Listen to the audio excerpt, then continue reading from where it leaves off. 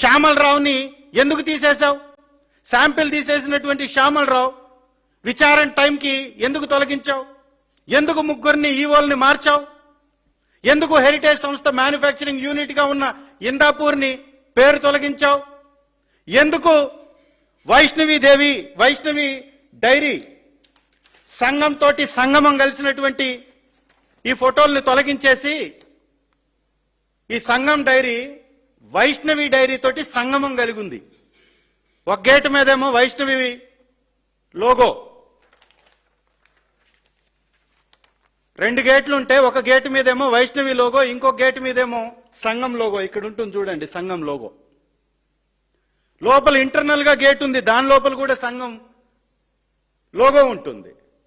అంతెందుకు ఇవాళ వాళ్ళు ఆన్లైన్ లో వైష్ణవ వాళ్ళు అమ్ముతున్నటువంటి బటర్ మిల్క్, సంఘం బ్రాండ్ తోటి బటర్ మిల్క్ అమ్ముతున్నారు వైష్ణవి వాళ్ళు. అక్రమ సంగమాలు కలిగినటువంటి ఈ సంఘం ఓనర్ నిన్ను మాట్లాడతాడు, ధూళిపాల నరేంద్ర. ఈ రాష్ట్రంలో పాలు కల్తీ, నీళ్లు కల్తీ, చిట్ట చివరికి కల్తీ మద్యం. ఈ రాష్ట్రంలో 20 నెలల్లో దాదాపుగా 40 మంది పైచిలకు డయేరియాతోటి కల్తీ నీళ్లు తాగి చనిపోయినటువంటి ఉదాంతాలు. భోజనం కల్తీ, బొద్దింకల భోజనం, నీరు దాగి గిరిజన బిడ్డలు చనిపోతారు. చిట్ట చివరికి పాలు దాగి 20 మంది పైచిలకు అస్వస్థత. 6 మంది చనిపోయారు ఆల్రెడీ, 15 మంది హాస్పిటల్లో ఉన్నారు. వాళ్ళల్లో కూడా 7 మందికి చాలా సీరియస్ కండిషన్ ఉందంట. ఇంకా రిపోర్ట్ రాలా బయటికి, రాకముందే తేల్చేస్తారు తెలుగుదేశం నాయకులు. అదేదో గ్యాస్ లీక్ అవడం వల్ల పాలలో వచ్చింది అంట. ఏమయ్యా, యూరియా ఎక్కువయ్యి లేకపోతే కిడ్నీలు పాడయ్యి దానిలో కెమికల్స్ ఉండి మనుషులు చనిపోయారని డాక్టర్స్ చెప్తుంటే రిపోర్ట్ రాకముందే వీళ్లే చెప్పేస్తారు. అసెంబ్లీలో ఏం మాట్లాడతారు? వైవి సుబ్బారెడ్డి గారిని, కరుణాకర్ రెడ్డి గారిని తీసుకొచ్చి దోషులుగా పెట్టాలట. సిబిఐ సిట్ ఏం చెప్తుంది? మీరు చేసినటువంటి వాదనలో నిజం లేదు, జంతువుల కొవ్వు, పంది కొవ్వు లేకపోతే ఫిష్ ఆయిల్ లేదని చెప్పింది కదా. మరి ఏ నోరేసుకొని చెప్తున్నావా? నేనేం చెప్తున్నాడు చంద్రబాబు నాయుడు గారు? నేను ఆ రిపోర్ట్లో ఉంది, ఎన్డీడీబీ రిపోర్ట్లో ఉంది, చదువుతున్నాను, చదివాను, అంతకుమించి ఏమీ లేదు అంటాడు. చంపలేసుకోవాలా? ముందు సారీ చెప్పాలా? సాష్టాంగ నమస్కారం చేయాలా గుడి ముందు? మీరు చేసినటువంటి మోసం, దగ, పాపం, అంత భయంకరమైనటువంటి పాపం చేసి రిపోర్ట్ చదివానంట. ఆ రిపోర్ట్లో కిందే ఉంది, కొన్ని సందర్భాల్లో ఈ రిపోర్ట్ తప్పు అవుతుంది అని దానిలో నిబంధనలు రాసున్నాయా లేవా? తాటికాయంత అక్షరాలతో రాసున్నాయి. ఇదే వారు చదివినటువంటి 23 జూలై 2024 ఎన్డీడీబీ రిపోర్ట్. అది ఈ రిపోర్ట్లో కింద వరుసలో ఉంటుంది. అనేక సందర్భాలలో లేదా కొన్ని సందర్భాలలో మేము ఇచ్చేటటువంటి రిపోర్ట్లో తప్పులు ఉండే అవకాశాలు కూడా ఉన్నాయి అని చెప్తుంది. మరి ఈ అక్షరాలు కనపడలేదా నీకు? రాజకీయంగా జగన్మోహన్ రెడ్డి గారిని ఎదుర్కోలేవు కాబట్టి, బీజేపీ తోటి పొత్తులో ఉన్నావు కాబట్టి మతం అనేటటువంటి మచ్చని మాకు వేసి రాజకీయం చేయాలనుకున్నాడు. మతాన్ని మనకు పులిపి వైఎస్ఆర్ కాంగ్రెస్ పార్టీని డ్యామేజ్ చేయాలనుకున్నాడు. అందుకే ఇంత పెద్ద అక్షరాలు కనపడుతున్నా దీన్ని చదవలేదంట, పైన మాత్రమే చదివాడంట. ఉండొచ్చు అనేదాన్ని చదివాడంట, కానీ ఇది తప్పవచ్చు అనేదాన్ని మాత్రం చదవలేదంట. రిపోర్ట్ 2 ఒకే దానిలో కదా ఉంది. ఇది ఒక భయంకరమైనటువంటి అబద్ధం. రెండవ అబద్ధం, ఈ హెరిటేజ్ అనేటటువంటి వ్యవస్థ ఎప్పుడు కూడా గుడులకి లేదా గవర్నమెంట్లకి సప్లై చేయదు అని. ఇదిగో ఇది వాళ్ళు హెరిటేజ్ ఇచ్చినటువంటి రిపోర్ట్. 2014-19 మధ్యకాలంలో బటర్ మిల్క్ 40 కోట్ల బటర్ మిల్క్ సప్లై చేసింది అని ఆరోపణలు మాకు వచ్చాయి. మేము 21 కోటికి సంబంధించినటువంటి టెండర్లో పార్టిసిపేట్ చేశాం, కేవలం కొంత మాత్రమే మేము సప్లై చేశామని చెప్పినటువంటి రికార్డు ఇది. ఏ ముఖం పెట్టుకొని ఇప్పుడు అచ్చయ్య మాట్లాడతాడు? నారావారి ప్రభుత్వంలో హోంమంత్రిగా ఉన్నటువంటి అనితమ్మ గారు ఏ ముఖం పెట్టుకొని మాట్లాడతారు? ఇప్పుడు ప్రభుత్వాలకి సప్లై చేయరు కదా, మరి ఇదేంటి? హెరిటేజే చెప్తుంది కదా. రెండవ అంశం, హెరిటేజ్ ఎప్పుడు గుడులకి బల్క్లో సప్లై చేయదు అన్నారు. ఇదిగోండి 2002లో హెరిటేజ్ ఈ తిరుమల తిరుపతి దేవస్థానంలో బిడ్ వేసింది. 117 రూపాయలకి సప్లై చేస్తాను, 113 రూపాయలకి ట్యాంకుల ద్వారా, 117 రూపాయలకి టిన్నుల ద్వారా సప్లై చేస్తానని 2002, 2003, 2004కి టెండర్లో పార్టిసిపేట్ చేసినటువంటి రికార్డు ఇది. ఎంత అసత్యం! అంటే ఈ హెరిటేజ్ అనేటటువంటి వ్యవస్థ తిరుమల తిరుపతి దేవస్థాన బిడ్డుల్లో కూడా పార్టిసిపేట్ చేసింది. ఊసర వెళ్లి మార్చినట్టు రంగు మార్చింది. ఒకరోజు ఇందాపూర్, ఇంకొక రోజు సంఘం, ఇంకొక రోజు బోలేబాబా, ఇంకొక రోజు అలీబాబా. అందరి బాబాల బాబా వచ్చి చంద్రబాబానే. ఎంతమంది బాబాలున్నా వీరందరి బాబా, వెనకున్న బాబా, నడిపిస్తున్న బాబా చంద్రబాబా. అందుకే చూసారా, బోలేబాబాతో లింకులు ఉన్నాయని మా భాగస్వామి కంపెనీ అని ఇండియా మార్ట్ అనేటటువంటి వెబ్సైట్లో బోలేబాబా చెప్తుంది హెరిటేజ్ తోటి మాకు సంబంధాలు ఉన్నాయని. బోలేబాబా తోటి హెరిటేజ్కి సంబంధాలు ఉన్నాయి, ఇందాపూర్ తోటి హెరిటేజ్కి సంబంధాలు ఉన్నాయి, వైష్ణవి తోటి బోలేబాబాకి సంబంధాలు ఉన్నాయి, వైష్ణవి తోటి సంగం డైరీకి సంబంధాలు ఉన్నాయి. అంటే ఈ లింకు మొత్తం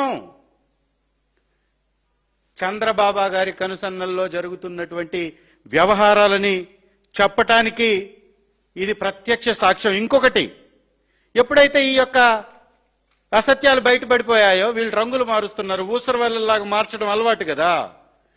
ఇమీడియట్ గా మ్యానుఫ్యాక్చరింగ్ యూనిట్ ని, హెరిటేజ్ లో ఉన్నటువంటి మ్యానుఫ్యాక్చరింగ్ యూనిట్ లిస్ట్ ని మార్చేశారు. మార్చేసి ఇమీడియట్ గా కో మ్యానుఫ్యాక్చరింగ్ యూనిట్ గా దాన్ని మార్చారు. 10వ తారీఖు ఈ యొక్క నెలలోనే మ్యానుఫ్యాక్చరింగ్ యూనిట్ గా ఉంది. 15వ తారీఖు కో మ్యానుఫ్యాక్చరింగ్ యూనిట్ అయిపోయింది హెరిటేజ్. అదేవిధంగా ఈ వైష్ణవి మీద ఎప్పుడైతే సిబిఐ సిట్ రిపోర్ట్ లో వైష్ణవి పేరు వచ్చిందో, ఇదిగోండి ఈ వైష్ణవి డైరీ తన గేటు మీద ఉన్నటువంటి తన బొమ్మల్ని చెరిపేసింది.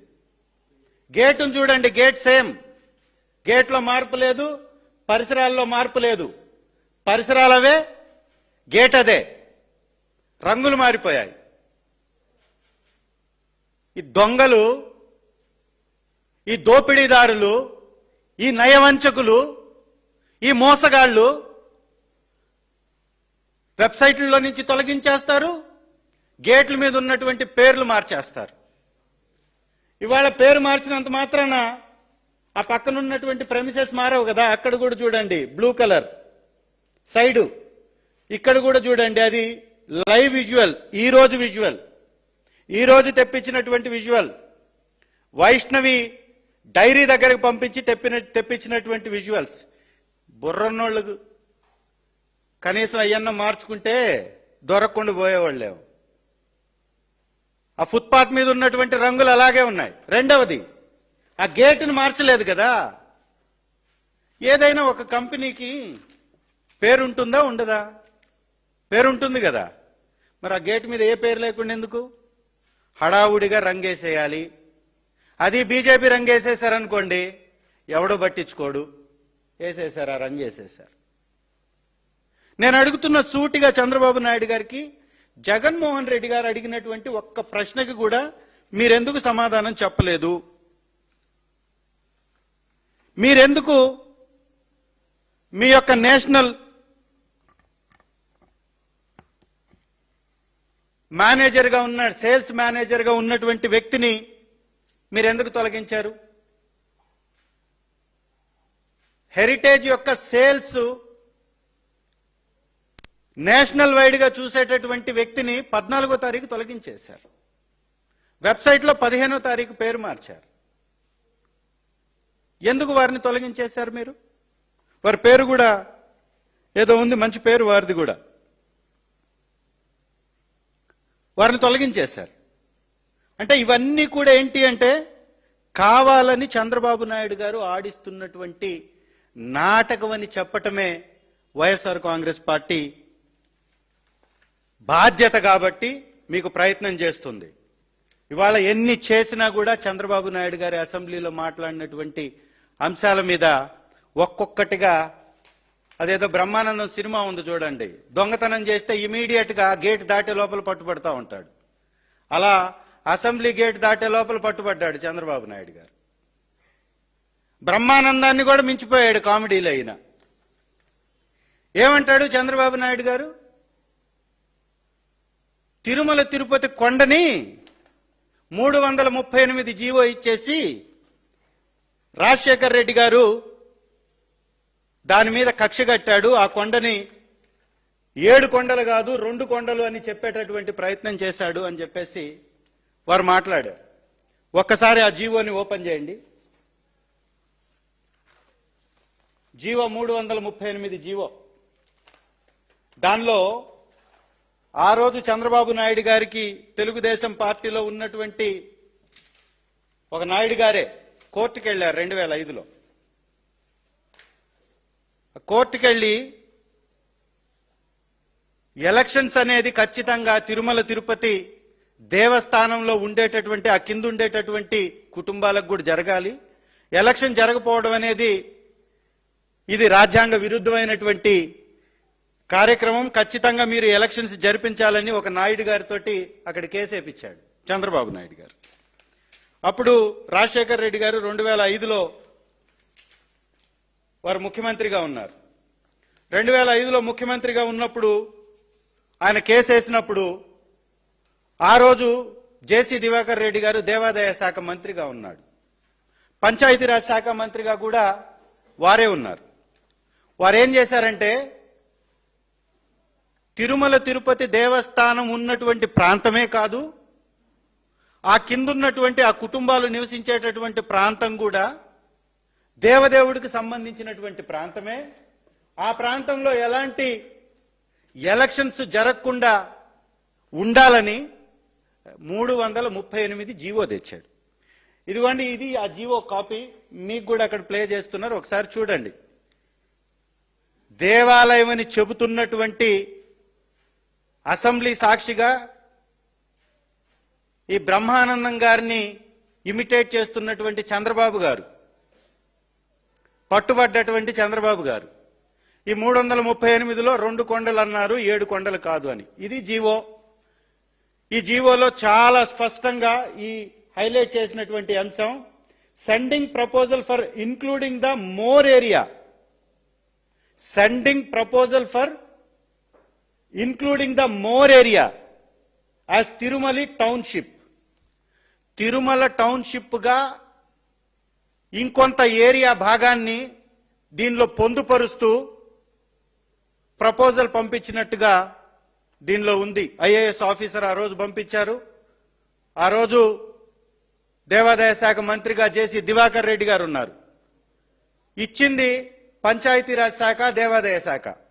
సార్, నేను అడుగుతున్నా చంద్రబాబు గారు, ముఖ్యమంత్రిగా 45 సంవత్సరాల నుంచి రాజకీయ అనుభవం కలిగి అనేక పర్యాయాలు ముఖ్యమంత్రి అయి పరిధిని నిర్ణయించేది పంచాయతీరాజా, రెవెన్యూ కాదా? రెవెన్యూ శాఖ నుంచి ఎక్కడన్నా పరిధిని నిర్ణయించినట్టుగా జీవో ఉందా? ఇచ్చినటువంటి మంత్రి దేవాదాయ శాఖ మంత్రి పరిధిని నిర్ణయించగలుగుతాడా? పోనీ ఎక్కడన్నా ఈ జీవోలో 2 కొండలు అని 7 కొండలు అని రాసుందా? కొండల గురించి మాట్లాడుందా? వాస్తవం ఏంటి దీనిలో? చంద్రబాబు నాయుడు గారు 2005 నుంచి అసత్యపు ప్రచారం దీన్ని పట్టుకొని ఎలా చేయగలుగుతున్నాడు? చేతిలో పచ్చపత్రికలు ఉన్నాయని పిచ్చి రాతలు ఏ విధంగా రాయగలుగుతున్నాడు? ఇంత అసత్యాలని, ఇంత అబద్ధాలని, పచ్చబద్ధాలని చంద్రబాబు నాయుడు గారు చెప్పగలుగుతున్నా నిలదీసేటటువంటి వ్యవస్థ లేకపోవడమే వారు మాట్లాడడానికి కారణం. చాలా స్పష్టంగా దీనిలో ఒక్కసారి వెనక్కెళ్ళి కానీ చూస్తే 1870లో బ్రిటిష్ గవర్నమెంట్ టీటీడీకి దాదాపుగా 10.33 స్క్వేర్ మైల్స్ అంటే 27.5 స్క్వేర్ కిలోమీటర్ల విస్తీర్ణాన్ని టీటీడీకి బ్రిటిష్ గవర్నమెంట్ అప్పచెప్పింది. ఈ బ్రిటిష్ గవర్నమెంట్ అప్పచెప్పినటువంటి 10.3 స్క్వేర్ మైల్స్లో కొంత భాగం మాత్రమే గుడి ఉండేది. ఆ గుడిలో పనిచేసేటటువంటి వాళ్ళు, వ్యాపారం చేసేటటువంటి వాళ్ళు ఆ కిందకి వచ్చిన దగ్గర కొంతమంది నివసిస్తూ ఉండేవాళ్ళు. ఎప్పుడైతే చంద్రబాబు నాయుడు గారి యొక్క మనిషి, ఆయన కూడా నాయుడు గారే, కేసు వేశాడో, కేసు వేసినప్పుడు ఇక్కడ ప్రచారం, రాజకీయ ప్రచారం జరగకుండా ఉండాలి అంటే ఆ ఉన్నటువంటి పూర్తి విస్తీర్ణాన్ని దేవుని యొక్క టౌన్షిప్ గా చెయ్యాలనే ఉద్దేశంతో ఈ జీవో ఇచ్చాడు. బ్రిటిష్ వాళ్ళు ఇచ్చినటువంటి 10.3 స్క్వేర్ మైల్స్ ని 1924లో గవర్నమెంట్లోకి వచ్చింది. 1965లో జీవో నంబర్ 1784 తిరుమల తిరుపతికి సంబంధించినటువంటి బౌండరీస్ వాళ్ళు టూకీగా నిర్ధారించుకున్నారు. తర్వాత 1986లో రామారావు గారు ముఖ్యమంత్రి, అప్పుడు రామారావు గారు ముఖ్యమంత్రిగా ఉన్నప్పుడు జస్టిస్ చల్లా కొండయ్య గారు వారు కూడా 10.33 స్క్వేర్ కిలోమీటర్స్ ని, స్క్వేర్ మైల్స్ ని ఇది కొండ ప్రాంతంగా వారు గుర్తించారు. ఇది రామారావు గారు 1986లో. అయితే నాయుడు గారు వేసినటువంటి ఎలక్షన్స్, వాళ్ళు వేసినటువంటి కేసు ఎలక్షన్స్ కోసం కాబట్టి ఆ గుడి ప్రాంతం తప్ప మిగిలిందంతా ప్రచారం చేసుకోవచ్చు అని ఆయన కోర్టుకేశారు. కాబట్టి ఆ ప్రచారం కూడా చెయ్యడానికి వీలు లేదు అంటూ ఈ ఏదైతే ఏరియా ఉందో ఈ ఏరియా మొత్తానికి ఆ రోజు జీవో ఇచ్చారు దివంగత మహానేత రాజశేఖర్ రెడ్డి గారు. అంతటితో ఆగలేదు. 2007లో మళ్ళీ 2 జీవోలనిచ్చి దాదాపు 332 స్క్వేర్ కిలోమీటర్లు మొత్తం కూడా తిరుమల తిరుపతి దేవస్థానం యొక్క పవిత్ర స్థలంగా గుర్తించారు. ఒక భక్తి ఛానల్ పెట్టించారు. దేవుని యొక్క ప్రచారాలని, ఆ ప్రసారాలని ప్రపంచంలో ఉన్నటువంటి ప్రతి హిందువు వారి దగ్గరుండి చూడాలి అని వారు భావించారు. ఆ కలను నెరవేర్చారు. చంద్రబాబు నాయుడు గారు నిన్న అసెంబ్లీలో అంటాడు, అసలు నేను ఎప్పుడు ఆ జీవోల్ని క్యాన్సిల్ చేస్తానని చెప్పలేదు అంటాడు. ఒక్కసారి మళ్ళీ ఆ యొక్క బయటని కూడా చూద్దాం. మా అధినాయకుడు శ్రీ జగన్మోహన్ రెడ్డి గారు ఆల్రెడీ ఆ బయట ప్లే చేశారు. అయినా ఇవాళ ఎందుకు ప్లే చేస్తున్నామంటే ఆ బయట ప్లే చేసినా కూడా నేను చెప్పలేదు అని చంద్రబాబు నాయుడు గారు నిన్న అన్నారు. కాబట్టి ఒక్కసారి చూడండి. నేను ఉన్నప్పుడు ఇప్పుడు కూడా 746-47 జీవోలు 2 వచ్చాయి. నేను ఉన్నప్పుడు ఇప్పుడు కూడా 746 కానీ 47 జీవోలు అవసరం రాలేదు. ఈ ప్రభుత్వం వచ్చిన తర్వాత ఈ 2 జీవోలు కూడా వచ్చాయి. తెలుగుదేశం పార్టీ దీనికి వ్యతిరేకంగా ఉంటాం. రేపు అధికారంతో వస్తానే ఈ 2 జీవోలు కూడా తీసేస్తామని చెప్పి కూడా నేను మీ అందరికీ హామీ ఇస్తున్నాను. ఇప్పుడు ఆ పార్టీ మాట్లాడుతున్నారు, వాళ్ళు రివైజ్ చేసి దివ్యక్షేత్రం చేస్తే నేను అపోజ్ చేశానంట. కలలో కూడా చేయలేని అధ్యక్ష, ఇమాజిన్ చేయలేను. కల్లో చేయలా, నిజంగానే చేశాడు. కల్లో చేసావని మేము అన్నావా? అది నిజంగా చేస్తున్నావా నువ్వు? కలనుకొని ఊహాజనితమైనటువంటి మాటలు మాట్లాడుతున్నావు. నువ్వు చేసేటటువంటి దొంగ పనులు ఎవడో పట్టుకోడనుకుంటున్నావు. అందుకే ఇంత బాహాటంగా మాట్లాడుతున్నావు. ఇది ఆ రోజు కలెక్టర్గా ఉన్నటువంటి APV Narayana Sharma IAS officer,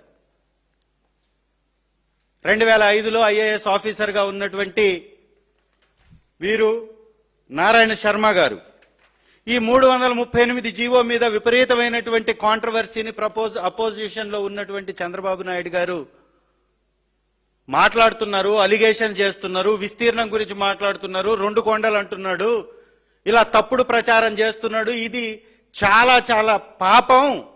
ఎక్కడా మేము విస్తీర్ణం గురించి కానీ దాని పరిధి గురించి కానీ ఎక్కడా మేము మాట్లాడలేదు.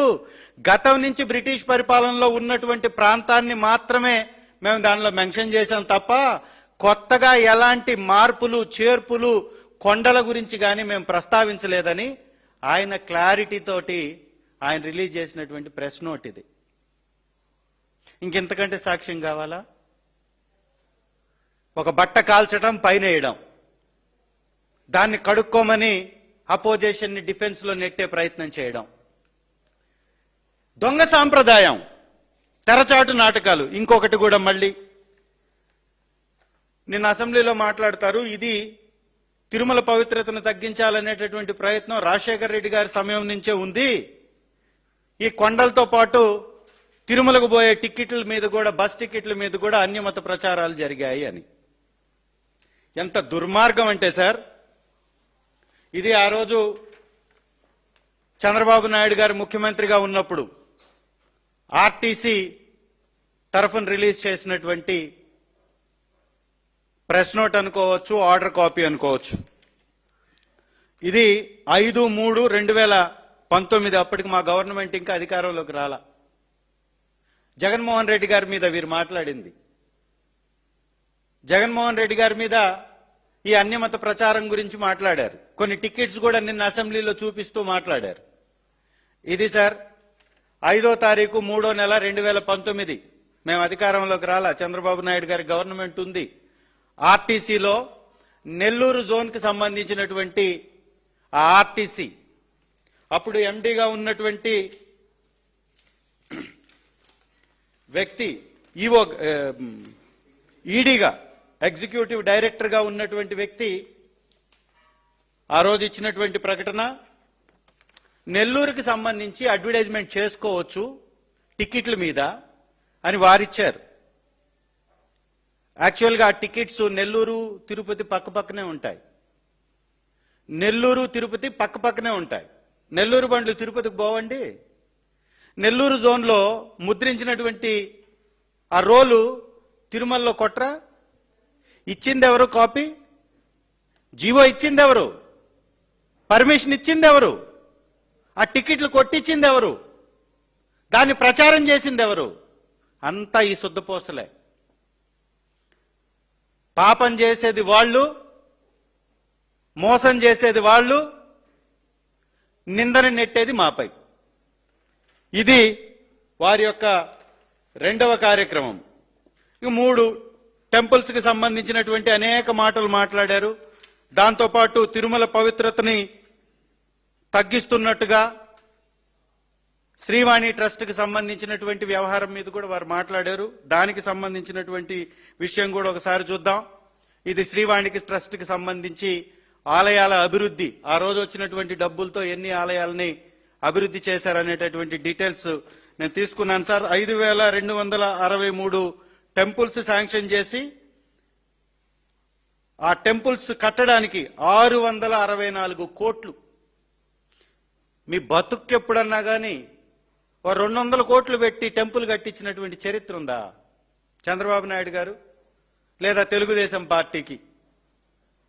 664 కోట్లు శాంక్షన్ చేశారు. 939 టెంపుల్స్ ని కంప్లీట్ చేశారు. 1857 టెంపుల్స్ ని మొదలుపెట్టి వివిధ స్థాయిల్లో ఉండింది. మిగిలిన 2214 టెంపుల్స్ ని మొదలు పెట్టాల్సి ఉండింది. సార్ 664 టెంపుల్స్ ని నిజంగా హిందూ మతాన్ని రక్షించడం అంటే, గౌరవించడం అంటే ఇది కాదా?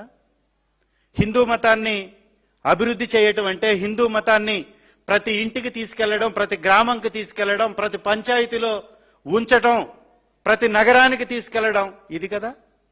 హిందువుల్ని గౌరవించటం అంటే 1000 కాళ్ల మండపాన్ని కూలగొట్టటమా? హిందువుల్ని గౌరవించటం అంటే, హిందుత్వాన్ని పెంపొందించటం అంటే చర్చిలకు పోయినప్పుడు జీవోల్ని రద్దు చేస్తామని చెప్పటమా? 7 కొండలు కాదు అని ఆ జీవోని రద్దు చేస్తామని చెప్పటమా? ఎంత భయంకరమైనటువంటి అబద్ధాలు, ఎంత నీచమైనటువంటి రాజకీయాలు! ఈ విధంగా వారు చేస్తున్నటువంటి రాజకీయాలు హర్షణీయం కానే కాదనేటటువంటి విషయం తెలుసు కాబట్టే ప్రజలందరూ చీకొడుతున్నారు వాళ్ళని. ఏదో కొత్తగా అనేక అంశాలు మాట్లాడుతూ ఇవాళ ఇంకొక అంశం, ముఖ్యమైనటువంటి అంశం వెలుగొండ ప్రాజెక్ట్. మా ప్రాంతానికి సంబంధించినటువంటి ప్రాజెక్ట్. ఇవాళ ముఖ్యమంత్రి గారు ఆ ప్రాజెక్ట్ని సందర్శించడానికి వెళ్లారు కాబట్టి వారు అనేక అబద్ధాలు, వారు ఒక ట్వీట్ వేశారు. వెలుగొండని మేమే మొదలుపెట్టాం, మేమే కొబ్బరికాయ కొట్టాం, మేమే కంప్లీట్ చేస్తున్నామని. మీ బతుకులకు ఒక్క ప్రాజెక్టు కట్టిన చరిత్ర ఉందా? నీ సొంత నియోజకవర్గం కుప్పానికి నీళ్లు ఇచ్చింది కూడా మా ప్రభుత్వమే, జగన్మోహన్ రెడ్డి గారే. తెలుగు గంగ 40 సంవత్సరాల నుంచి దిక్కు మొక్కు లేదు.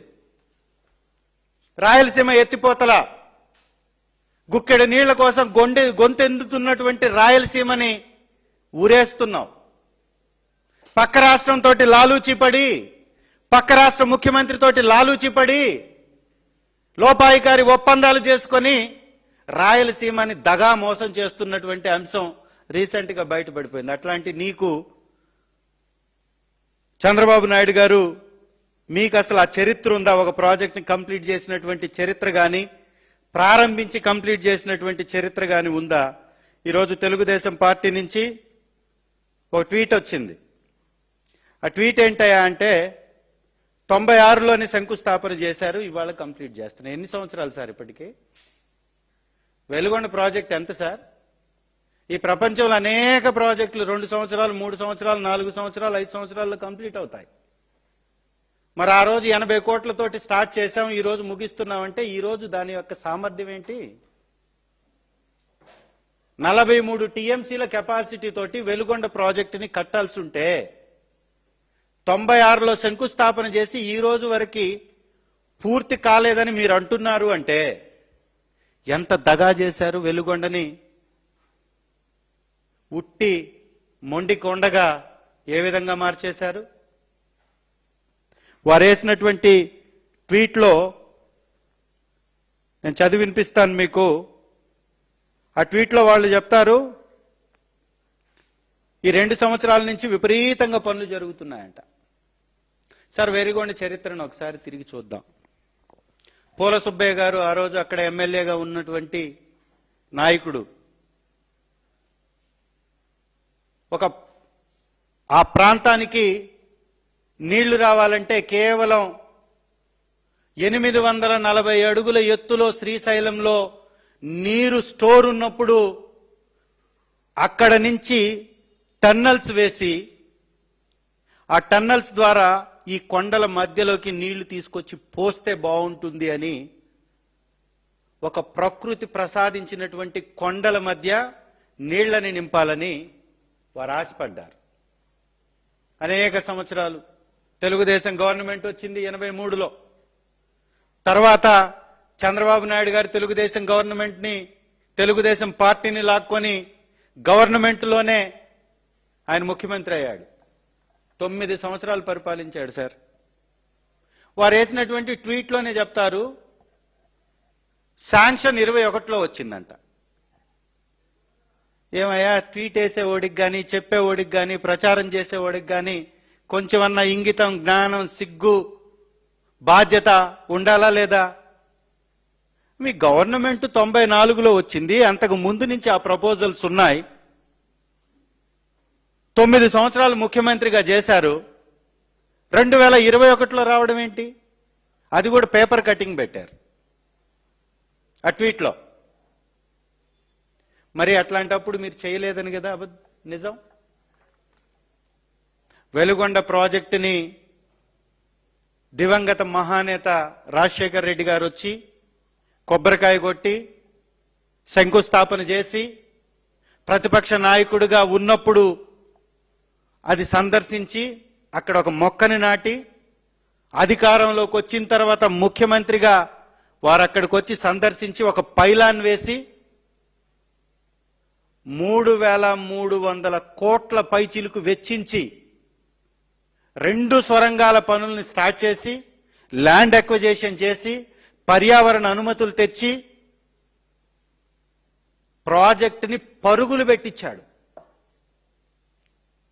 రాజశేఖర్ రెడ్డి గారు వచ్చిందాకా తట్టెడు మట్టిదీలా చంద్రబాబు నాయుడు గారు.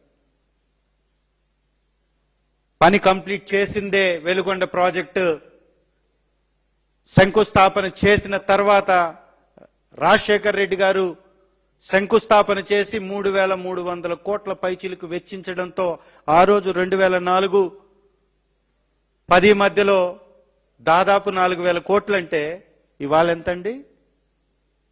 ఎంత ఖర్చు పెట్టినట్టు, ఎన్ని పనులు చేసినట్టు? 11 కిలోమీటర్లు ఒక టన్నల్ కంప్లీట్ చేశాడు. 18.5 కిలోమీటర్ల టన్నల్లో 11.5 కిలోమీటర్లు ఒక టన్నల్, రెండవ టన్నల్లో 4.5 కిలోమీటర్లు ఒక టన్నల్, 2 కంప్లీట్ చేశాడు. మొదలు పెట్టాడు. తర్వాత మళ్ళీ చంద్రబాబు నాయుడు గారు వచ్చారు, 2 టన్నల్స్ లో కలిపి 6 కిలోమీటర్లు కంప్లీట్ చేశారు. మొత్తం 37 కిలోమీటర్లు అయితే కంప్లీట్ చేసింది 6. జగన్మోహన్ రెడ్డి గారు వచ్చారు. మళ్ళీ ఆ ప్రాంత ప్రజలు ఆకాంక్షని గుర్తించి ఆ ప్రాంతం బాగుపడాలంటే ఆ ప్రాంతానికి ఒక సంజీవని వెలుగొండని గమనించి 1,000 కోట్ల రూపాయలు వెచ్చించి 2 టన్నల్స్ పూర్తి చేశారు. మీరు కానీ నెట్లో కొట్టి చూస్తే జగన్మోహన్ రెడ్డి గారు టన్నల్స్ లోపలికి వెళ్ళినటువంటి విజువల్స్ మీకు కనపడతాయి. ఆ 2 విజువల్స్ ని మీరు కానీ గమనించినట్లయితే టన్నల్స్ లోపలికి జగన్మోహన్ రెడ్డి గారు వెళ్ళినటువంటి విజువల్స్ నేను ఇన్ఛార్జిగా ఉన్నప్పుడు కూడా జగన్మోహన్ రెడ్డి గారు 2024లో వచ్చి జాతికి అంకితం చేశారు. ఆ రోజు కూడా వెహికల్ వేసుకొని మొత్తం టన్నల్స్ మొత్తం వెళ్ళొచ్చాం. 2వ టన్నల్లో ఒక మిషన్ ఆగిపోయింది, వాళ్ళు కోర్టుకేశారు, కోర్టులో కేసు ఉంది, అది పెండింగ్ ఉంది. ఈరోజు 2 సంవత్సరాల తర్వాత చంద్రబాబు నాయుడు గారు వచ్చి అసత్య ప్రచారం చేసుకుంటాడు. ఈ రోజు వరకు ఆ కోర్టులో ఉన్న కేసు తీసేలా, కోర్టులో కేసు సాల్వ్ అయితేనే ఆ మిషన్ ని డిస్మాటిల్ చేసి అక్కడి నుంచి తీయగలుగుతారు. ఈ రోజు వరకు ఆ మిషన్ తీలా, ఆ పని చేయలా, ఆ టన్నల్లో అలాంటి పని పెండింగే ఉంది. ఇప్పుడు వాళ్ళు చేస్తుంది ఏంటో తెలుసా?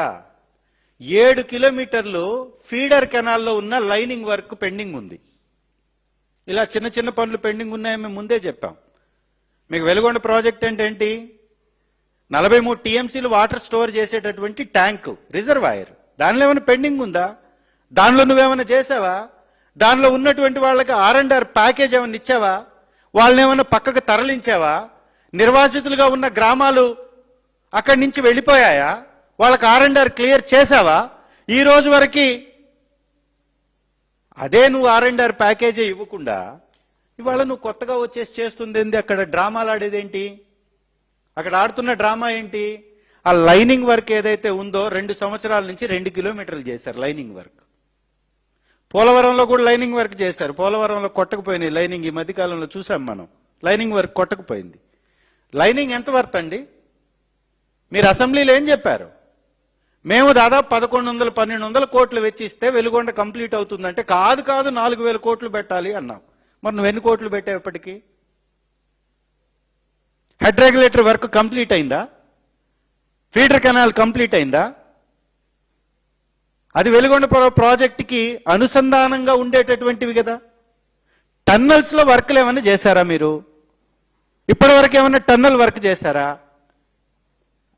టన్నల్లో ఉన్నటువంటి మిషన్ ని మీరేమైనా డిమాలిష్ చేసి డిస్మాటిల్ చేసి దాన్ని బయటికి తీశారా? ఇప్పటికీ చేయలే. వెలుగొండ ప్రాజెక్టుకి తీగలేరు అనేటటువంటి కెనాల్ ద్వారా వాటర్ వెళ్ళాలి. పుల్లల చెరువు అనేటటువంటి మండలానికి కానీ ఎర్రగొండపాలెనికి కానీ వాటర్ రావాలంటే తీగలేరు చేయాలి. ఇప్పటి వరకు ల్యాండ్ అక్విజిషన్ అవలా. ఇప్పటి వరకు ల్యాండ్ అక్విజిషన్ అవలా. వెలుగొండలో వీళ్ళు చేస్తుంది ఏమీ లేదు. సున్నా, గుండు సున్నా. మీకు దమ్ముంటే వైట్ పేపర్ రిలీజ్ చేయండి. తెలుగుదేశం పార్టీ హయాంలో మీరు పెట్టినటువంటి ఖర్చు అంతా వెలుగొండకి, ఈ రోజు వరకు మీరు పెట్టినటువంటి ఖర్చు అంతా, మీరు కేటాయించినటువంటి కేటాయింపులు ఎంత? మీరు కేటాయించింది ఒక సంవత్సరం 200 కోట్లు అయితే ఖర్చు చేసింది 100 కోట్లు కూడా కాల. ఇంకొక సంవత్సరం 300 కోట్లు వెచ్చిస్తే 100 కోట్లు కూడా ఖర్చు చేయలా. మళ్ళీ ఇప్పుడేదో 400 కోట్లకి టెండర్లు అంటున్నారు. మరి ఇంకెట్లా కంప్లీట్ అవుతుంది? మీరే చెప్పారుగా, మీ నోటితో చెప్పారుగా, అసెంబ్లీలో చెప్పారుగా 4,000 కోట్లు పనులున్నాయన్నావు కదా. మరి 4,000 కోట్లు పనుంటే నువ్వు వెచ్చించకుండా 4,000 కోట్లు పని ఎట్లా పూర్తి చేస్తావు? అంటే అసత్యం, అబద్ధం. జగన్మోహన్ రెడ్డి గారు కంప్లీట్ చేసినటువంటి దాన్ని ఈయన ఆయన ఖాతాలో వేసుకునేటటువంటి ప్రయత్నం చేయడం తప్ప ఇంకొకటి కానే కాదు. సినిమా మేం తీస్తే పోస్టర్ ఆయన వేసుకుంటున్నాడు. ఎవడికో పుట్టినటువంటి బిడ్డకి వాళ్ళ పేరు వేసుకుంటారు. చెప్తున్నాడు కదా, మ్యానుఫ్యాక్చరింగ్ యూనిట్ ఏమో ఇందాపూరు, పేరేమో హెరిటేజ్. మీరు షాపులోకి పోతే హెరిటేజ్ కనపడుతుంది, వెనక చూస్తే చిన్న అక్షరంతో ఇందాపూర్ అని ఉంటుంది.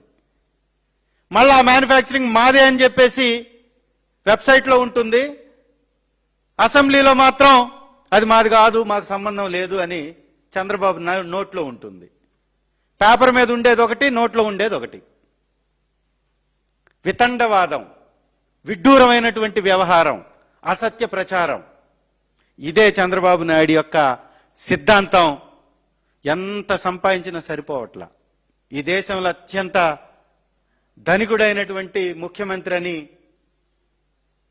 కోడై కూస్తున్నా గానీ ఇంకా సిగ్గుపడట్లా. కుటుంబానికి వ్యాపారం అని హెరిటేజ్ని అడ్డం పెట్టి ఈ దేశంలో ఉన్నటువంటి డైరీలను మొత్తాన్ని దాంతో ముడిపెట్టేశాడు. ఏ తీగలాగినా మళ్ళీ హెరిటేజ్ డొంకే కదులుతుంది. ఏ కంపెనీని చూసినా హెరిటేజ్తో లింకులు. A2గా సిబిఐ సిట్లో ఉన్నటువంటి రాజు రవిచంద్రన్ అనే అతను రాజు రాజశేఖర్ అనేటటువంటి వ్యక్తి ఈ హెరిటేజ్ వ్యవస్థ దాని నిర్మాణాలలో కూడా తన పాత్ర కీలకమని తెలుస్తుంది. Vaishnavi dairy owners, Bolebaba owners ఒకళ్లే. బోలేబాబానే వైష్ణవిని కొన్నది. వైష్ణవి వాళ్ళకి హెరిటేజ్లో భాగస్వామి ఉంది అని చెప్తున్నారు. హెరిటేజ్కి ఇందాపూర్తో భాగస్వామ్యం ఉంది. బోలేబాబా అనేది ఇంకొక విచిత్రం కూడా చూడండి. ఫైనల్గా నిన్నేసినటువంటి అబద్ధంలోనే వారు ఇక్కడ ఏం చెప్తారంటే 2022లో బోలేబాబాని జూన్లో బోలేబాబాని అనర్హత వేటు వేసి మేము తప్పించామని ఇక్కడ రాస్తున్నాడు. 2018లో నువ్వు తెచ్చావు బోలేబాబాని, 2022లో బోలేబాబాని మేము అనర్హత వేటు వేసి పక్కన పెట్టామని మీరే చెప్తారు. అంటే ఎవరికి దీని మీద ప్రేమ ఉంది? చూడండి ఒకసారి. 2022లో బోలేబాబా మీద అనర్హత వేటు వేసింది వైఎస్ఆర్ గవర్నమెంట్ అని చెప్తుంది. సో ఇవన్నీ ప్రజలందరూ గమనించాలి. ఈ బూటకపు నాటకాల నాయుడు గారిని నమ్మవద్దని మరొకసారి ప్రజలందరికీ తెలియజేస్తూ, దేవదేవుడి యొక్క ప్రతిష్టని డ్యామేజ్ చేసినటువంటి నారా చంద్రబాబు నాయుడు గారు ఆ గుడి మెట్ల దగ్గర సాష్టాంగ నమస్కారం చేసి క్షమాపణ కోరాలి. రాష్ట్ర ప్రజలకు కూడా ఆ ప్రజాస్వామ్య దేవాలయమైనటువంటి అసెంబ్లీ సాక్షిగా తప్పైపోయిందని క్షమాపణ చెప్పాలి. వైఎస్ఆర్ కాంగ్రెస్ పార్టీ అధ్యక్షులు వర్యులు శ్రీ జగన్మోహన్ రెడ్డి గారు ఈ రోజు కూడా కడపలో ఒక మందిరాన్ని ప్రారంభించారు. నిష్ఠతోటి, సాంప్రదాయ దుస్తులతోటి శివాలయ ఓపెనింగ్ వారెళ్ళి ఓపెనింగ్ చేశారు, ప్రారంభించారు. ఎప్పుడన్నా నీ చరిత్రలో అలాంటి వేషధారణతో వెళ్ళావా? చెప్పులు వేసుకొని పోతాడు మనోడు. ఈ మధ్య కూర్చోలేక నిలబడలేక వంగి మరీ చెప్పులు తీసుకుంటున్నాడు, షూస్ తీసుకుంటున్నాడు. ఇంతకు ముందు అయితే ఎప్పుడు షూస్ తీసేటటువంటి సమస్య లేదు, పంచికట్టిన సమస్య లేదు. ఇది వాస్తవం, ప్రజలందరూ గమనించాలి. Thank you.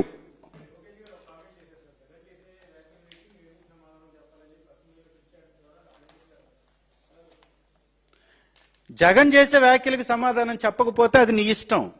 జగన్ గారు అడిగింది సిబిఐ సిట్ రిపోర్ట్లో ఉన్నటువంటి అంశాలే. నువ్వు సిట్కి చెప్పాలిగా. నువ్వు దొంగతనం చేసి దొరికిపోయిన తర్వాత అబ్బాయి నాకు సంబంధం లేదంటే కుదరదు కదా. దొంగను ప్రశ్నిస్తారు, దోపిడీదారుణ్ణి నిలాస్తారు, వ్యవస్థలు వాటి పని అవి చేస్తాయి. మిమ్మల్ని అడుగుతుందేంటి? ఏఆర్ డైరీకి సంబంధించినటువంటి అంశాన్ని 4 ట్యాంకర్లు క్యాన్సిల్ అయినాయి, వెనక్కి వెళ్ళినాయి.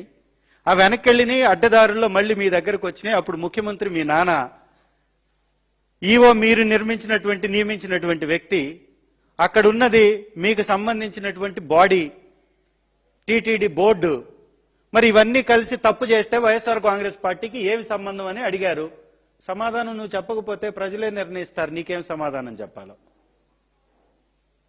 ప్రజలకు తెలుసు కదా. Thank you.